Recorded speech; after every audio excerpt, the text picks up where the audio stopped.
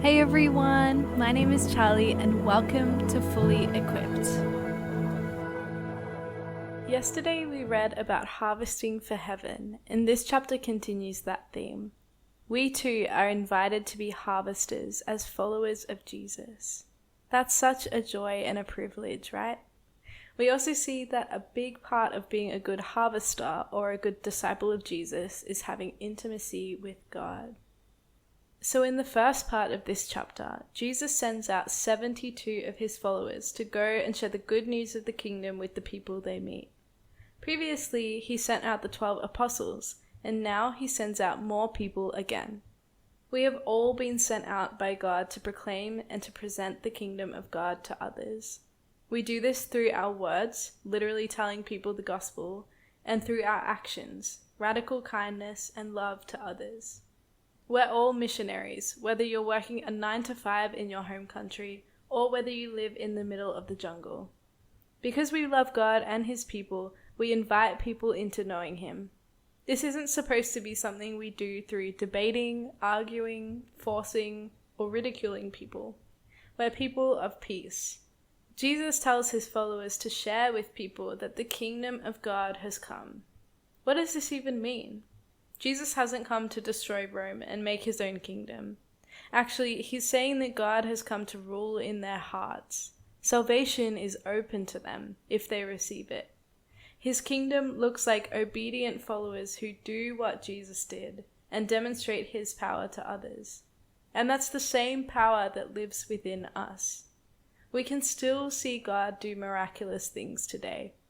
The truth of the gospel brings freedom, deliverance, and life abundantly. If that's not what you see in your experience of faith, then something needs to change. We need to truly know that there is more to faith than just going to church on Sunday and having good morals. The gospel is powerful. It's life-changing. It's alive and visible. It's not just an internal thing or a ticket to heaven. The kingdom of God is here, right now, within us and around us. Let's be participants in it, not just in the audience. Jesus pronounces woe on some cities in the next paragraph. He's saying that because they saw the kingdom of heaven in front of their eyes through Jesus' ministry and yet didn't believe, they're going to face judgment. Jesus references Tyre and Sidon, which are prominent cities throughout the Old Testament. These cities rejected God and faced judgment for it. But even these rebellious cities would have repented had they seen the things that those in Jesus' time had seen. Jesus shows those who reject him that judgment is coming for their refusal to believe, despite the things they've seen. That's why it's important to acknowledge that being able to see God in front of us wouldn't help people believe in him. People often say that they don't believe in God because they can't see him. But the people in Jesus' time literally saw the Son of God perform miracle after miracle, and they still didn't believe. Faith is more than sight. It's knowing that everything around us points to God and trusting in him. Because God really did come down from heaven and walk amongst his people, and those people didn't believe in him.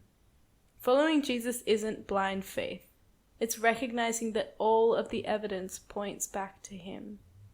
When the 72 get back from ministering to people, they're really excited because of all the miracles they've seen by the authority of Jesus. Jesus shows them that yes, Satan's authority on earth is broken. And actually, because Jesus gave his disciples his own authority, they have the power to overcome his schemes on earth. Satan has no power to destroy them. Jesus isn't promising that his followers will never suffer harm. Actually, he promises the opposite most of the time. All people will suffer in this life. So if we have to suffer, it's better to suffer for Jesus. We know where we're going. That's what we rejoice in. Sure, seeing miracles is incredible and exciting. But what's even more exciting is the blessing of salvation that we get to receive through Jesus. We'll be with him eternally. Then Jesus goes out and prays and rejoices to God. Jesus has great intimacy with the Father. It's so important to Jesus to spend time with God all the time. That should be important to us too. He's saying that those who receive the gospel like children have received the kingdom. But those who are self-righteous and think that they know everything have actually closed themselves off from the good news. He's praising God for his grace, to invite people into his kingdom, though we haven't done anything to earn or deserve it. Through knowing Jesus, we know God. That's a really important part about our faith. Lots of people ask if we can go to heaven if we're good people. Or what about religions like Islam that believe in God but not Jesus? Or what about Orthodox Jews who believe in the same things but don't accept that Jesus was the Messiah? Jesus shows that he's the way to God. If people don't acknowledge him, then they're not acknowledging God. And that's important because we can't get to heaven by our own strength. We can't force our way through those gates by doing good things or following the law or believing that there is a God out there somewhere. We have to know Jesus. In the last part of this story, Jesus calls his disciples blessed. Throughout the Old Testament, people were waiting for the Messiah to arrive. But his disciples get to live in the time after he's come. We've talked a lot throughout Mark and Luke about the cost of discipleship. We've talked a lot about suffering and obedience and giving everything up for him. But I want to remind you that if you're a disciple, the rewards are so much greater than the cost. The cost is nothing compared to the joy we get here on earth and to what we'll receive when we meet God face to face. Yes, there's great responsibility and sacrifice to being a disciple, but the reward is greater. That should mean we're excited and encouraged to live out the Great Commission. We're so blessed. Then Jesus goes on to tell the parable of the Good Samaritan.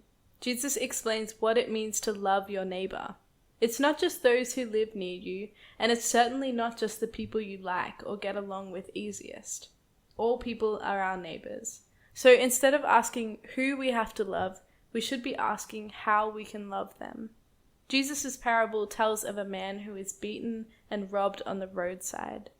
And instead of loving this vulnerable and hurt man, people walk by and ignore him. Finally, a Samaritan comes and helps him, someone who doesn't typically get along with Jews. Remember how we talked yesterday about how the Samaritans didn't receive Jesus? In this culture, it was an absolutely insane thought that a Samaritan would bring help to a Jew and vice versa. They didn't mix. But that's the kind of love we're supposed to show to people too.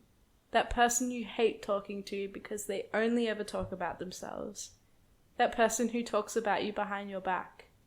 That person who said they'd pay you back and never did. That person who spread rumors about you. Who's your enemy? How can you love them this week? How does this equip us? In the final part of this chapter, we read a small story about Mary and Martha. Jesus comes into Martha's house. Martha's sister Mary sits with him, listens to him, and honors him with her attention.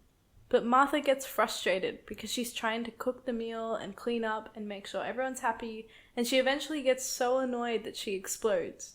She asks Jesus why he doesn't care that Mary's not helping her prepare and serve. It's so easy to be like Martha, isn't it? We get so caught up in trying to do lots of things.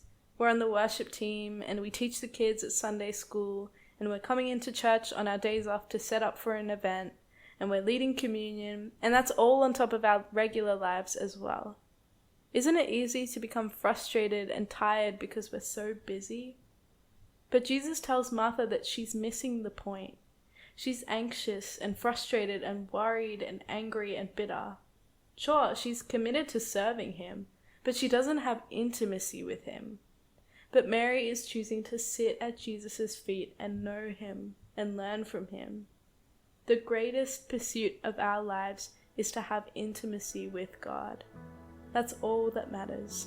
Let's be people who are committed to him and seek intimacy with him first. Not being distracted and worried by the things of this world, but trusting that he's our comfort and our joy and our peace.